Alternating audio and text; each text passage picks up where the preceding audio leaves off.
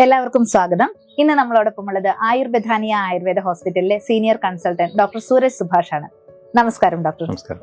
പൊതുവെ എല്ലാവർക്കും ഉള്ള ഒരു സംശയമാണ്, എന്താണ് ഈ കർക്കിടക ചികിത്സക്ക് ഇത്ര ഇമ്പോർട്ടൻസ്? ഒരുപാട് മാസങ്ങൾ ഉണ്ടെങ്കിലും ആയുർവേദത്തിൽ ഈ കർക്കിടക ചികിത്സ എന്ന് പറയുന്നത് എപ്പോഴും ഒരു പ്രത്യേകത തന്നെയാണ് അല്ലേ?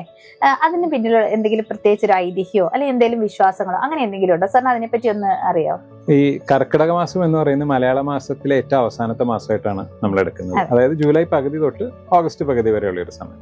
പണ്ട് കാലത്ത് ഏറ്റവും ശക്തമായി മഴ ഈ കാലഘട്ടങ്ങളിലാണ് ഉണ്ടായിരുന്നത്. അതുകൊണ്ട് തന്നെ പട്ടിണിയും അതുപോലെ ഒരുപാട് പഞ്ഞങ്ങളും ഈ സമയത്ത് ഉണ്ടായിരുന്നുകൊണ്ടാണ് കർക്കിടക മാസത്തെ പഞ്ഞമാസം അല്ലെങ്കിൽ കള്ളക്കർക്കിടകം എന്നൊക്കെ ഉള്ള പേരിൽ അറിയപ്പെട്ടിരുന്നത്.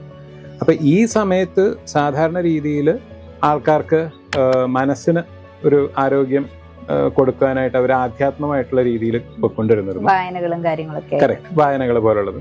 കൂടാതെ ശരീരത്തിന്റെ പ്രതിരോധശേഷി വർദ്ധിപ്പിക്കുവാനായിട്ടും രോഗങ്ങൾ വരാതിരിക്കുവാനും അവര് ആയുർവേദ ചികിത്സകൾ, അന്ന് ഇതെല്ലാം ഒരു കൾച്ചർ റിലേറ്റഡ് ആയിട്ട് അല്ലെങ്കിൽ എല്ലാ വീടുകളിലും ഇത് ഉണ്ടായിരുന്നു എന്നുള്ളതാണ്. അതുകൊണ്ടാണ് നമ്മളുടെയൊക്കെ വീടുകളിലാണെങ്കിലും അച്ഛനപ്പന്മാരെല്ലാം ഇതൊക്കെ ചെയ്ത് കണ്ടിരുന്നിട്ടുള്ളതാണ്. എനിക്കൊക്കെ ഓർമ്മയുണ്ട് ഇതൊക്കെ. അപ്പൊ അങ്ങനെ അത് വന്നത് പിൽക്കാലത്ത് അതൊരു ശീലമായി ഇന്നത്തെ കർക്കിടക ചികിത്സ എന്നുള്ളൊരു രീതിയിലേക്ക് വന്നു എന്നുള്ളതാണ് ഞാൻ മനസ്സിലാക്കുന്നത്.